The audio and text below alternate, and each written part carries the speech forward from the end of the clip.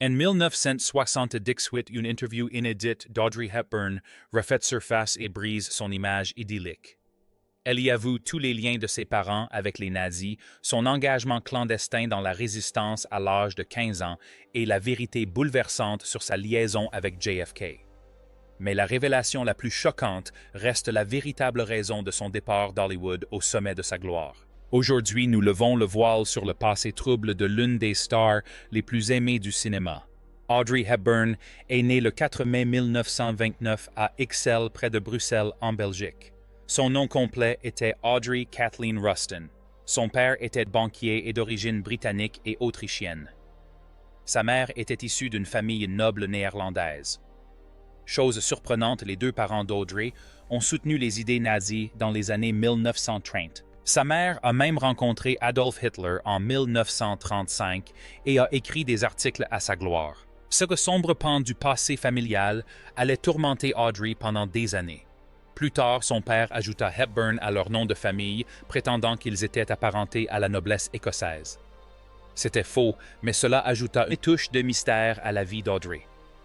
Son enfance fut difficile. Bébé, elle faillit mourir de la coqueluche. Son cœur s'arrêta quelques minutes, mais sa mère refusa d'appeler un médecin. Au lieu de cela, elle la ranima en la frappant. Ce moment effrayant a peut-être contribué à forger la force dont Audrey a fait preuve plus tard. Sa famille déménageait souvent, ce qui a rendu son enfance instable. À 5 ans, elle avait déjà vécu à Bruxelles, à Londres et à La Haye. Si ces déménagements lui ont permis d'élargir ses horizons, ils lui ont aussi donné le sentiment d'être parfois perdue.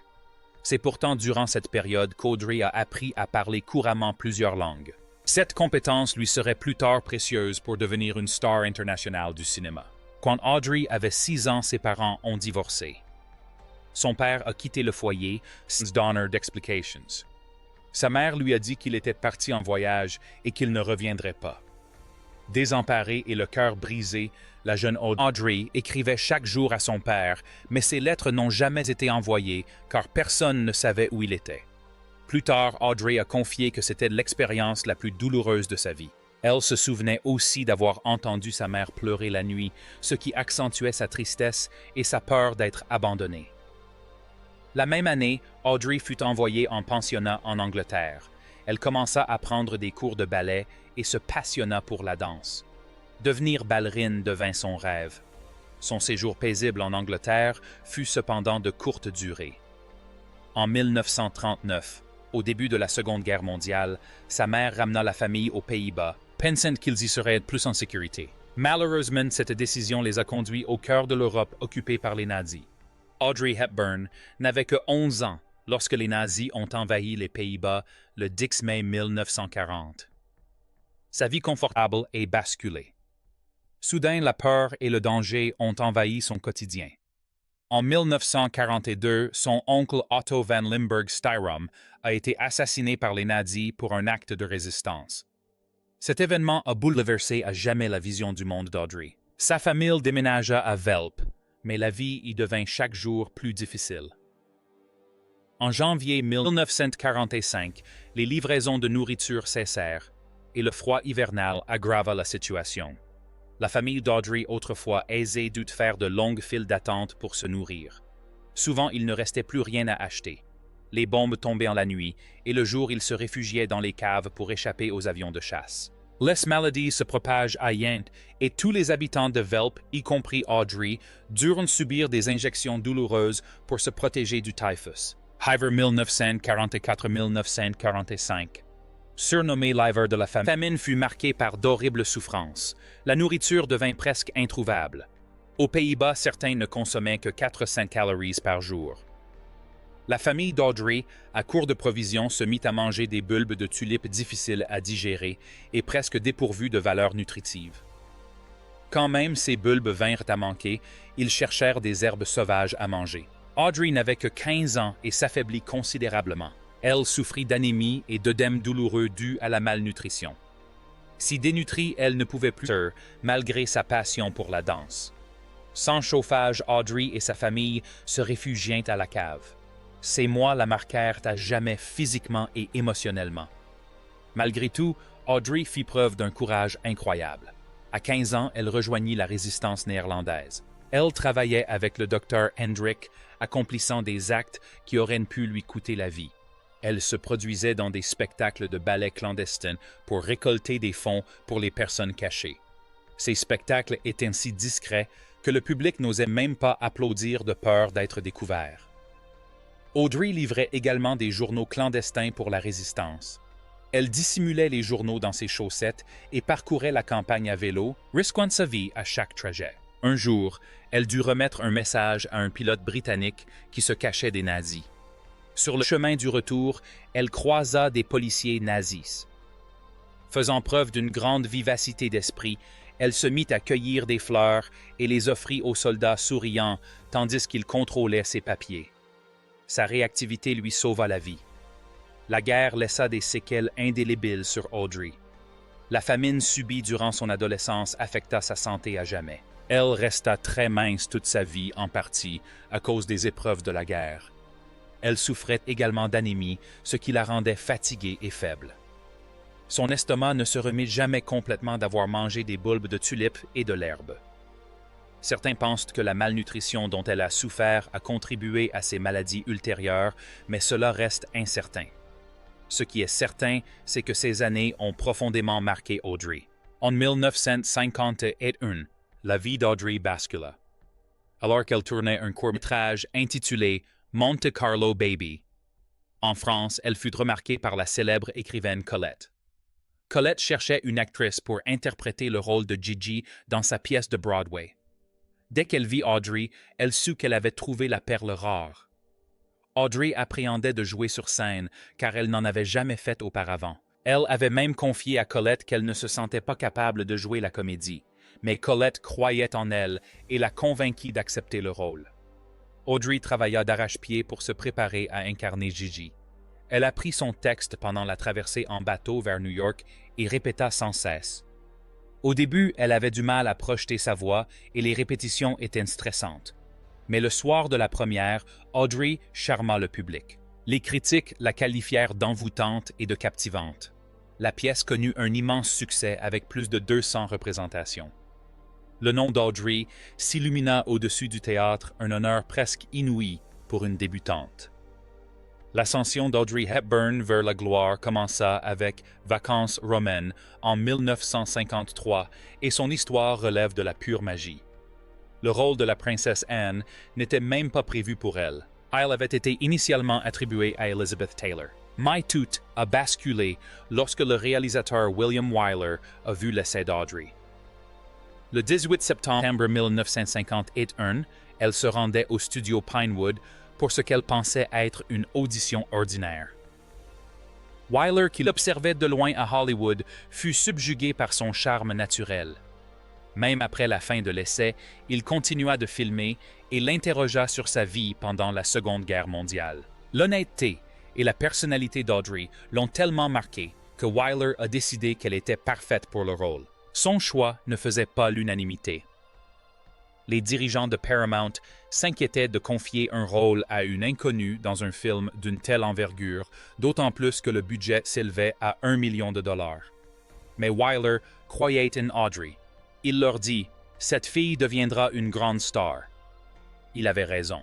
À sa sortie le 27 août 1953, Vacances romaines connut un succès retentissant rapportant $12 millions, une somme considérable pour l'époque. Le style frais et élégant d'Audrey contrastait fortement avec celui des stars hollywoodiennes comme Marilyn Monroe, célèbres pour leur courbe et leur glamour.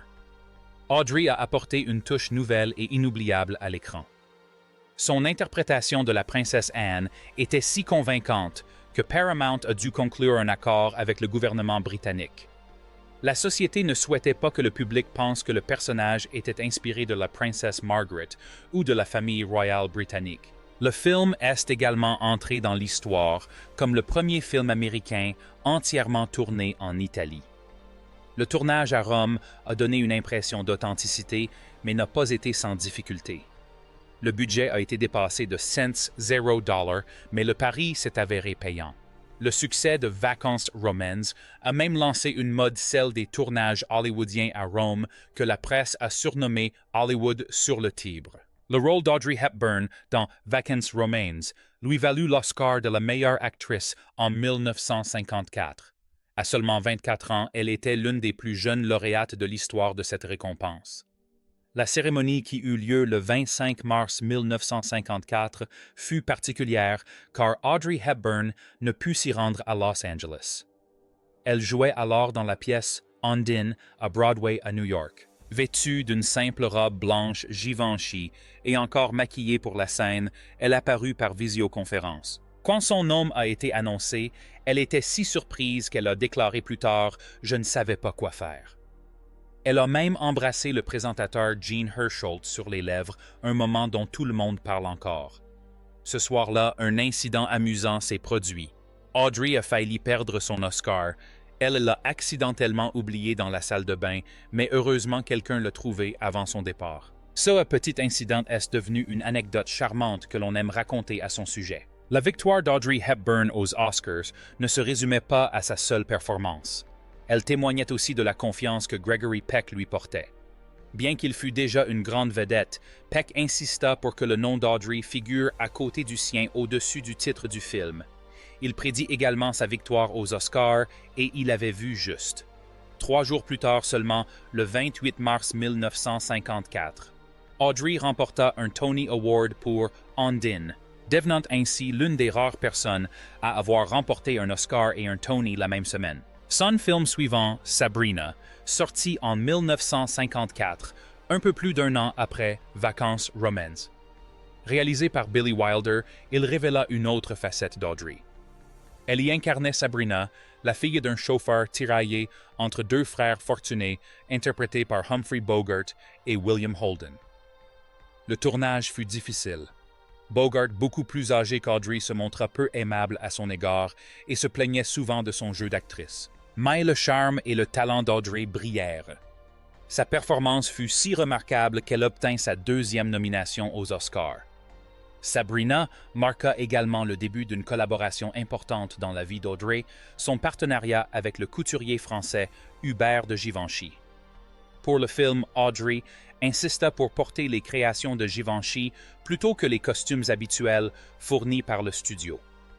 Cela provoqua quelques tensions, car Edith Head, la costumière du studio, souhaitait être reconnue à sa juste valeur. Finalement, le film remporta l'Oscar des meilleurs costumes, mais beaucoup savaient que Givenchy était à l'origine des tenues les plus mémorables. L'amitié entre Audrey et Givenchy se développa à partir de ce moment. Il ne se contenta pas de créer des costumes pour ses films, il confectionna également des vêtements pour sa vie privée.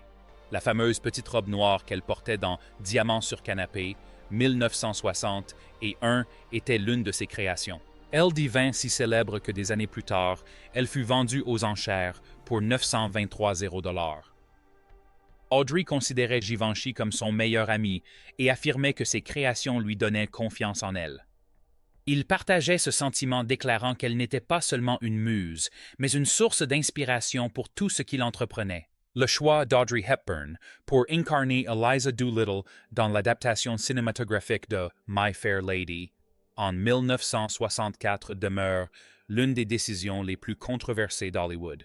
En octobre 1963, Jack Warner, le puissant patron des studios Warner Brothers, fit une annonce qui stupéfia tout le monde. Audrey Hepburn incarnerait Eliza Doolittle dans l'adaptation cinématographique de My Fair Lady. À première vue, cela peut paraître anodin, mais voici pourquoi cela l'était. Julie Andrews avait déjà interprété ce rôle à Broadway, un nombre impressionnant de 2717 représentations en 7 ans, s'appropriant ainsi le personnage. Tout le monde supposait qu'elle tiendrait le rôle principal dans l'adaptation cinématographique, d'autant plus que Rex Harrison, son partenaire à Broadway, devait déjà reprendre son rôle du professeur Henry Higgins. Mais Warner avait d'autres projets et tout était question d'argent. Avec un budget colossal de 17 millions de $, l'équivalent de 150 millions de $ actuels, il voulait une star confirmée. Hepburn, alors âgée de 34 ans, avait déjà remporté un Oscar pour Vacances Romaines et conquis le public avec des succès comme Sabrina et Diamant sur canapé. Le raisonnement de Warner était simple et d'un mercantilisme implacable. Comme il le disait même dans les plus petites villes d'Amérique et d'ailleurs tout le monde connaissait Audrey Hepburn. La réaction fut immédiate et virulente, un phénomène sans précédent même pour Hollywood.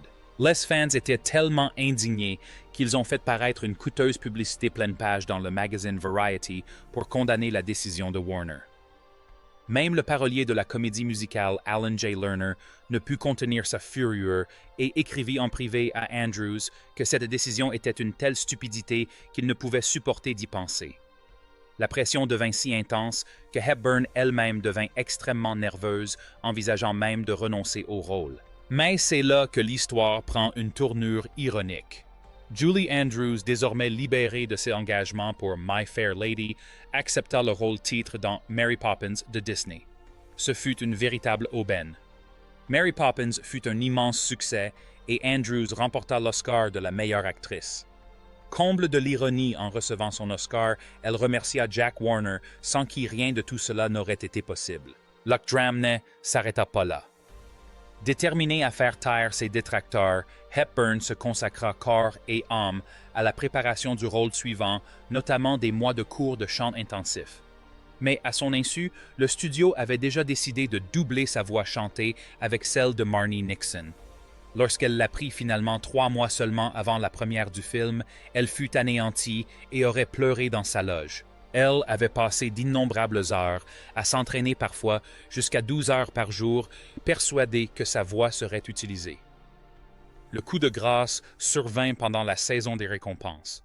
Malgré les 12 nominations aux Oscars et les 8 victoires de My Fair Lady, dont celle du meilleur film Hepburn, ne fut même pas nommée pour l'Oscar de la meilleure actrice. Ce fut d'autant plus douloureux qu'elle dut remettre l'Oscar du meilleur acteur à son partenaire Rex Harrison lors de la cérémonie. Pour ne rien arranger, Julie Andrews était devenue une icône musicale grâce à Mary Poppins et La Mélodie du Bonheur, tandis que les talents musicaux d'Audrey Hepburn restaient sujets à débat. Ce camouflet affecta profondément la comédienne.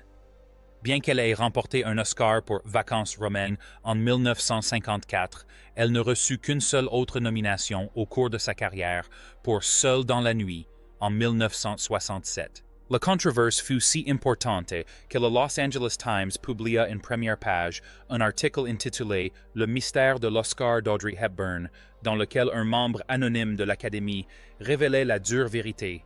Ce n'est pas que nous pensions qu'elle n'a pas bien joué, c'est que nous pensons qu'elle n'aurait pas dû accepter ce poste.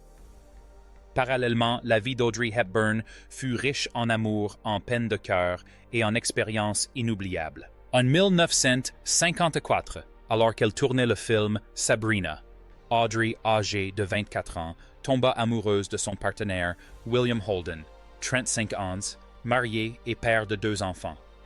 Leur alchimie était palpable tant à l'écran qu'en dehors. Leur idylle demeura secrète, ponctuée de rendez-vous clandestins sur le plateau et dans la loge de Holden. Fou amoureux d'Audrey Holden, lui confia son désir de quitter sa femme Ardis pour l'épouser. Mais tout a basculé lorsqu'Audrey a découvert que Holden avait subi une vasectomie et ne pouvait donc pas avoir d'enfant. Audrey avait toujours rêvé de devenir mère et cette nouvelle l'a anéantie. Le 17 août 1954, leur relation prit fin. Ce fut une épreuve douloureuse pour tous les deux. Des années plus tard, Holden déclara qu'Audrey était l'amour de sa vie.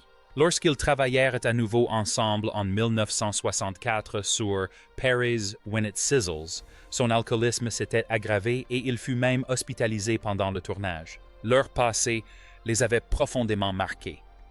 Le parcours sentimental d'Audrey fut également façonné par ses fiançailles avec James Hansen, un homme d'affaires britannique. Ils se rencontrèrent en 1951, alors qu'Audrey avait 22 ans, et leur relation aboutit rapidement à des fiançailles dignes d'un conte de fées.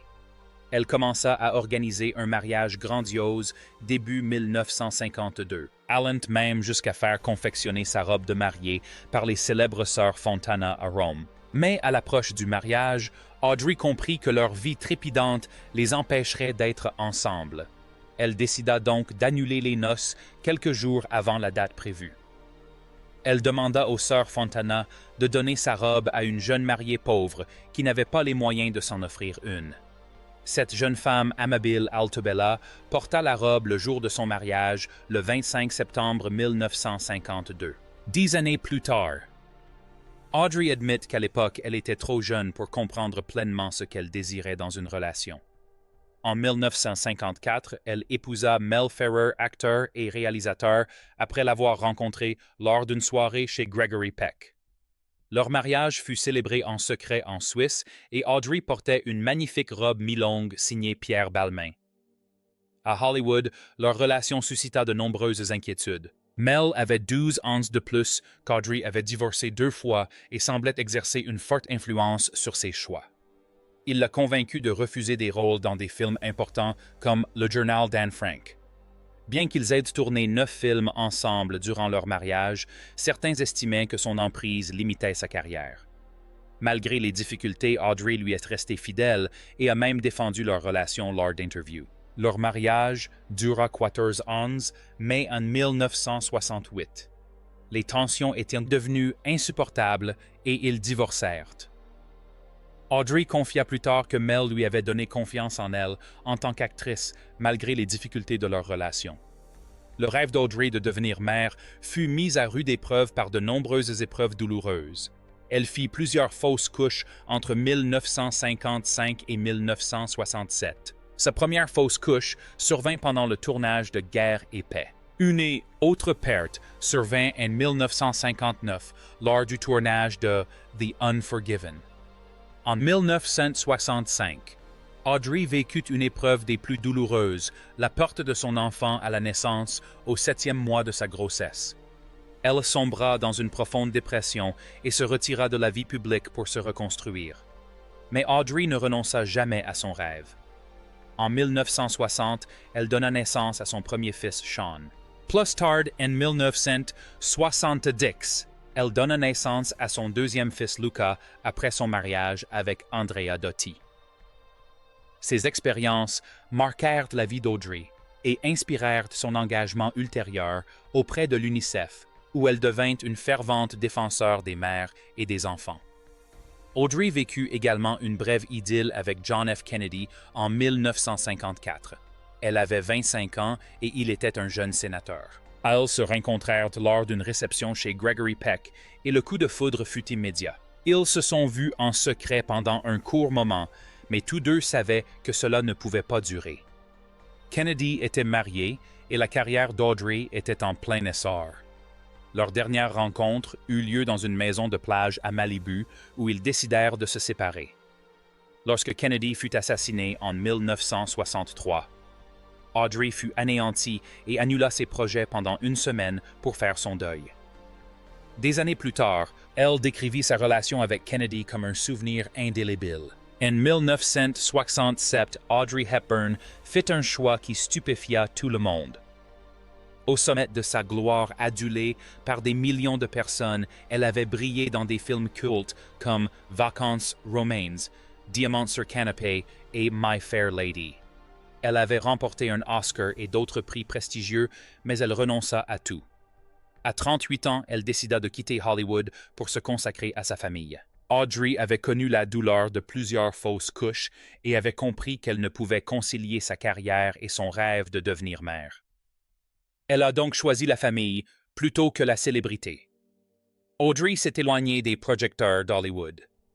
Elle a acheté une villa paisible en Suisse et s'est consacrée à l'éducation de son fils Sean, né en 1960. C'était une décision très personnelle pour elle. Audrey a eu une enfance difficile. Son père a quitté le foyer et elle a vécu les horreurs de la Seconde Guerre mondiale. Elle voulait offrir à Sean l'amour et la stabilité qui lui avaient manqué. À la même époque, le cinéma hollywoodien était en pleine mutation. Les films réalistes et crus gagnaient en popularité et le style élégant d'Audrey détonnait avec cette nouvelle tendance. Quitter le projecteur à ce moment-là a paradoxalement contribué à faire d'elle une icône intemporelle du glamour hollywoodien d'antan. Quelques années plus tard, en 1969, Audrey retrouva l'amour. Elle épousa Andrea Dotti, un psychiatre italien rencontré lors d'une croisière en Méditerranée.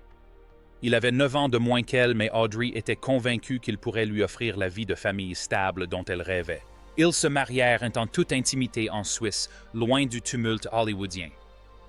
Un an plus tard, en 1970, Audrey donne naissance à son deuxième fils Luca à l'âge de 40 ans.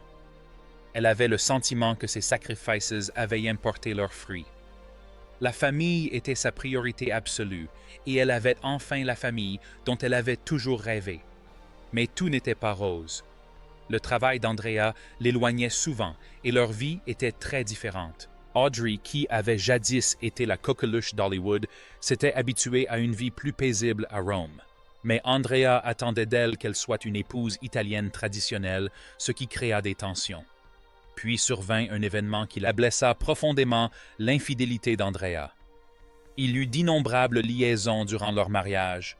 Des paparazzis le photographièrent même en compagnie de nombreuses femmes pendant les absences d'Audrey. Un jour, la femme de chambre d'Audrey révéla qu'Andrea avait vu d'autres femmes chez elle pendant ses voyages. Le cœur brisé, elle confia la trahison d'Andrea à son fils aîné Sean en pleurant. Audrey avait déjà connu l'infidélité lors de son premier mariage avec Mel Ferrer. Ils s'étaient mariés en 1954, mais des rumeurs d'infidélité les poursuivirent pendant des années. Mel était possessif et tous deux étaient infidèles. Audrey avait une liaison avec son partenaire Peter Finch, tandis que Mel avait ses propres aventures. Ces problèmes ont finalement mené à leur divorce en 1968. À la fin des années 1970 et dans les années 1980, Audrey a tenté de renouer avec le cinéma, mais la situation avait changé. Hollywood avait évolué et le public aspirait à des histoires nouvelles. En 1976, elle partage l'affiche avec Sean Connery dans Robin et Marian, incarnant une Marianne plus âgée. Le film est apprécié par la critique mais rencontre un échec commercial.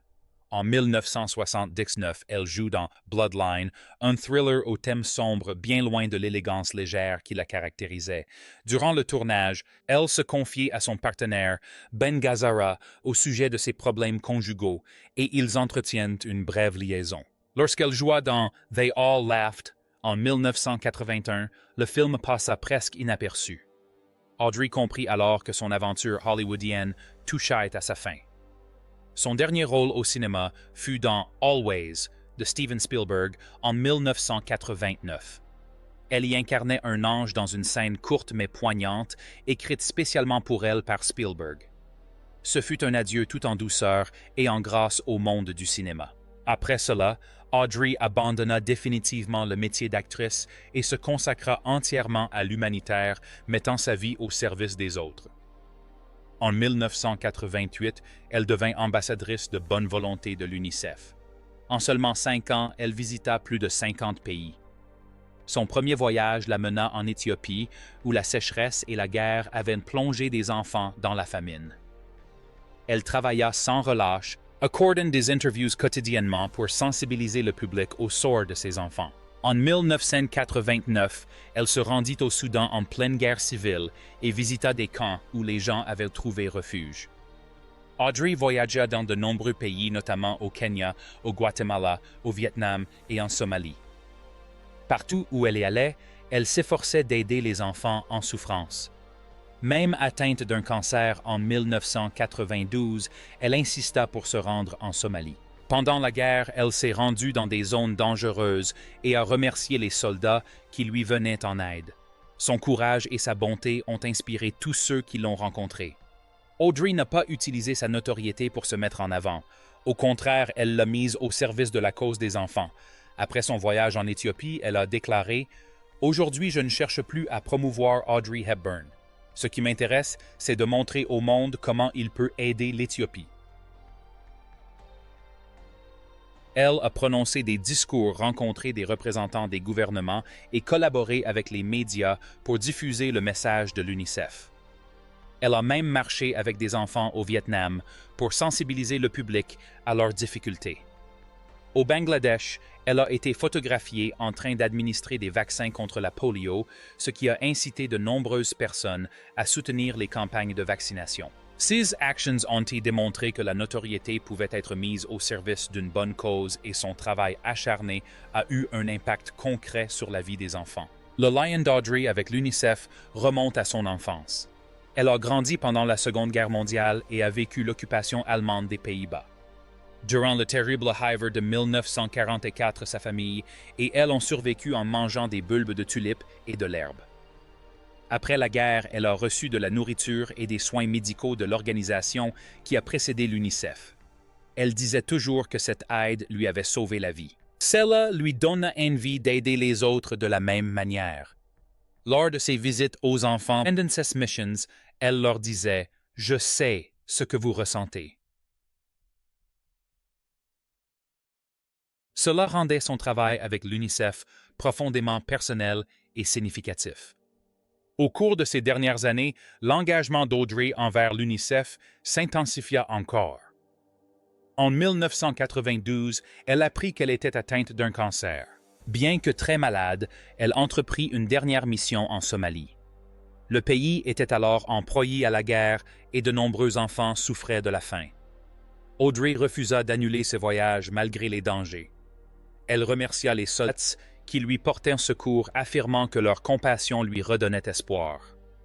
À son retour, elle continua de travailler pour l'UNICEF, donnant des conférences et collectant des fonds. En décembre 1992, elle a reçu la médaille présidentielle de la liberté pour son œuvre.